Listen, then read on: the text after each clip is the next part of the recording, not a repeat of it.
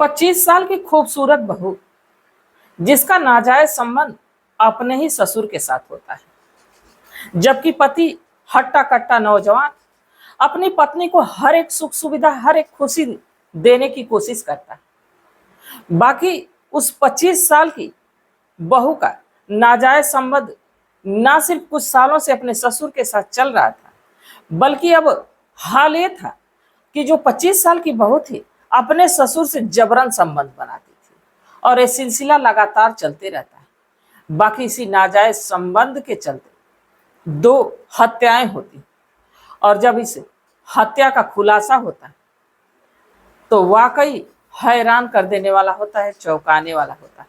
तो आखिरकार किसकी हत्या होती है और कौन करता है, इसको जानने के लिए हमारे साथ वीडियो में अंत तक बने रहिएगा। नमस्कार, मैं सावित्री यादव आप सभी का क्राइम कथा में स्वागत करती हूँ। उम्मीद है हमारी क्राइम कथा की सारी फैमिली अच्छी होगी, अपना ख्याल रख रही। आज मैं जिस सच्ची कहानी को लेकर आप लोगों के बीच हाजिर हूँ, बड़ी ही हैरान कर देने वाली, परेशान कर देने वाली, और इसको सुनने के बाद ये आपको समझ में आ जाएगा कि लोगों की सोच किस हद तक गिर चुकी। तो चलिए ज्यादा बात ना करते हुए आज की कहानी की शुरुआत करते हैं। उससे पहले जितने भी हमारे साथी हैं, जितने भी हमारे दोस्त मित्र हैं, हमेशा की तरह आप लोगों से यही गुजारिश है कि जैसे आप लोग पहले सपोर्ट करते थे, साथ देते थे, वैसे आज भी जरूरत है। आप लोग साथ नहीं देंगे, सपोर्ट नहीं करेंगे तो जिस मुहिम की मैंने शुरुआत की है उसमें मैं आगे नहीं बढ़ पाऊंगी। तो आप लोग अपना साथ ऐसे ही, अपना सपोर्ट ऐसे ही दिया करिए और आप लोगों के एक लाइक से हमारा हौसला बढ़ता है।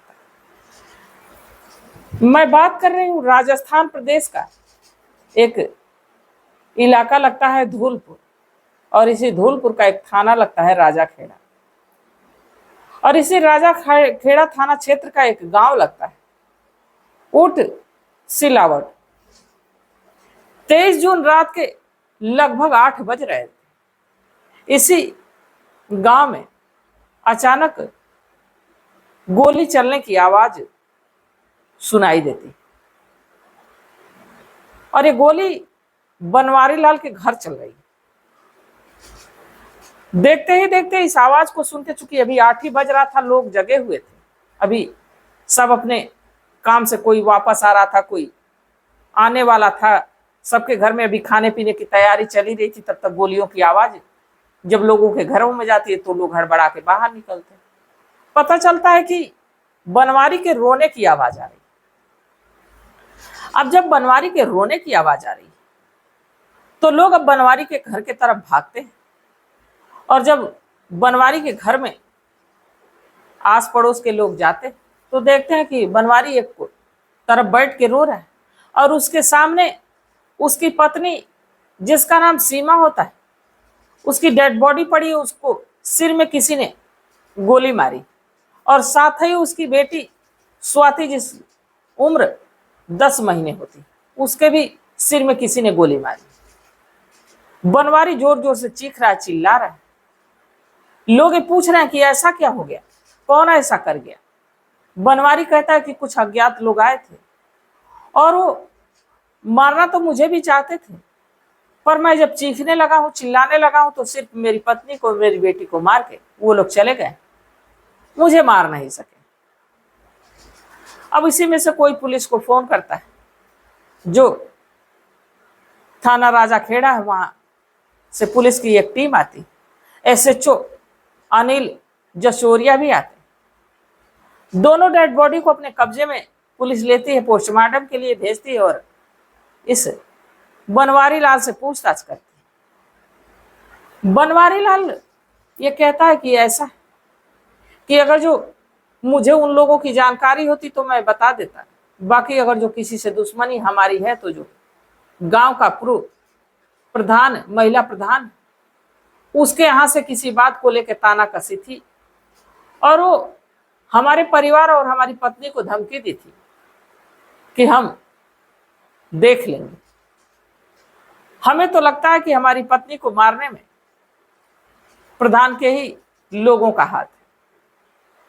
अब पुलिस इस बनवारी लाल के कहे अनुसार पूर्व प्रधान के खिलाफ एफआईआर दर्ज करती और उनको थाने ले जाती। बाकी जब जांच होती है, पूछताछ होती है, तो पता है चलता है कि उन लोगों का तो इसमें हाथ ही नहीं। और उस समय जिस समय गोली चली थी वो लोग इस इलाके में थे भी नहीं। किसी कार्यक्रम में ये लोग पूरा परिवार गया हुआ था। अब जब उस कार्यक्रम की भी सीसीटीवी फुटेज खंगाली जाती है तो पता चलता है कि उस वक्त सारे लोग वहां मौजूद हैं। अब पुलिस के समझ में नहीं आता है कि आखिर बनवारी लाल की पत्नी को मारा तो मारा कौन। पोस्टमार्टम के बाद डेड बॉडी परिवार वालों को सुपुर्द कर दी जाती है। अब जब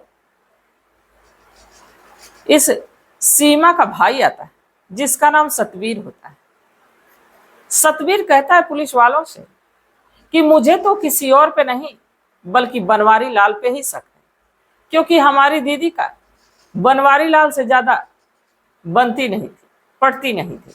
आए दिन इनमें झगड़ा होता था। पुलिस इस बारे में जब आस पड़ोस से पता करती है तो पता चलता है कि ये बात सही। अब पुलिस को भी बार बार बनवारी पे ही शक हो रहा था। बनवारी को जब थाने लाया जाता है और जब बनवारी से सख्ती से पूछताछ होती है तो एक ऐसी कहानी निकल के सामने आती है जो कि आपको भी चौंका देगी। दरअसल बनवारी की सीमा से शादी लगभग 5 साल पहले होती। बनवारी अक्सर कामकाज की तलाश में घर से बाहर रहता। इस बीच जो सीमा का ससुर होता है, बनवारी लाल का जो पिता होता है, एक दिन सीमा के नजदीक जाता है और उससे जोर जबरदस्ती करता है। सीमा को पहले दिन तो ये बड़ा अटपटा लगता है, बड़ा अजीब लगता है, इस चीज का विरोध करती है। बाकी सोचती है कि अगर जो ये बात कहती है तो हो सके मेरा पति मुझ पर भरोसा ना करे और मेरी बदनामी हो जाए, इस बात को छिपा ले जाती है। बाकी ये सिलसिला रुकता नहीं है। अब अक्सर सीमा का ससुर सीमा के करीब आता और इधर अब धीरे धीरे सीमा को भी इस चीज की लत लगती जाती है, आदत पड़ती जाती है। बाकी इस चीज की जानकारी बनवारी को लग जाती है कि सीमा और उसके पिता के बीच कुछ ना कुछ तो चल रहा है। सीमा को डांटता है, फटकारता है। अब इस बात की भनक बनवारी के पिता को लग जाती है। वो सीमा से दूरी बनाने लगता है और जब दूरी बनाने लगता है तो इधर जो सीमा घर में अकेली रहती थी उसको ये दूरी अब बर्दाश्त नहीं होती। वो अपने पति को ना चाह के, अपने पति से प्यार ना करके वो अपने ससुर से ही प्यार कर बैठती है और अब वो ससुर के साथ जबरदस्ती करने लगती है। वो मना भी करे तब भी सीमा उसके करीब जाती है और उसी से संबंध बनाती। धीरे धीरे सिलसिला चलते रहता है। तभी सीमा गर्भवती होती है और जब सीमा गर्भवती होती है तो पता चलता है कि उसको एक लड़की पैदा होती है। और जब लड़की पैदा होती है तो बनवारी को कहीं ना कहीं लगता है कि ये लड़की उसकी नहीं है जबकि उसके पिता की। अब जब ये बात बनवारी के मन में खटकने लगता है तो आए दिन सीमा से झगड़ा होने लगता है और इस बात की जानकारी बनवारी अपने चचेरे भाई केदार को देता है। केदार उससे कहता है कि तुम क्यों ना सारी फसाद की जड़ ही खत्म कर देते हो। उसे एक कट्टा देता है और सारी प्लानिंग समझाता है। 23 जून की रात का 8 बजे ये बनवारी अचानक बाहर से घर के भीतर आता है और देखता है कि उसकी पत्नी किसी काम काज में मसरूफ है। वो तुरंत कट्टे से गोली चलाता है उसके सिर में और जब वो मर जाती है तो उसका ध्यान लड़की पे जाता है जो कि 10 महीने की रहती है। अब उससे भी वो उसी तमंचे से मारता है और मारने के बाद वो सीधे अब वहीं बैठ के जोर जोर से चीखने लगता है, चिल्लाने लगता है, रोने लगता है। आस पड़ोस के लोग आते हैं तो पता ये चलता है कि अब वो लोग कह रहे हैं, ये बनवारी उन लोगों से कह रहा है कि कुछ अज्ञात लोग आए, मार के चले गए। अभी जब सारा मामला निकल के सामने आता है तो पुलिस भी बड़ी हैरान है कि मात्र शक के बिना पे अपनी एक 10 महीने की लड़की को मार डाला, पत्नी को मार डाला।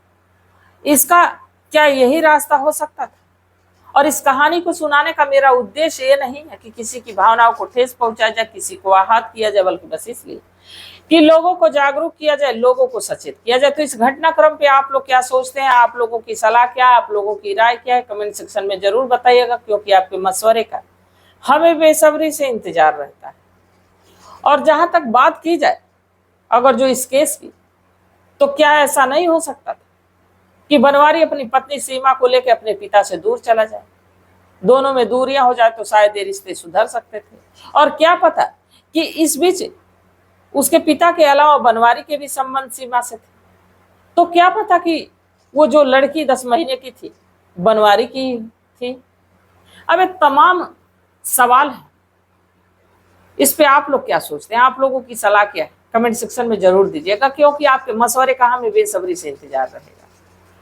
तो तब तक आप लोग अपना ख्याल रखिए, अपने परिवार का ख्याल रखिए, बाल बच्चों का ख्याल रखिए। मिलते हैं कल एक नई वीडियो के साथ, तब तक के लिए जय हिंद, जय भारत।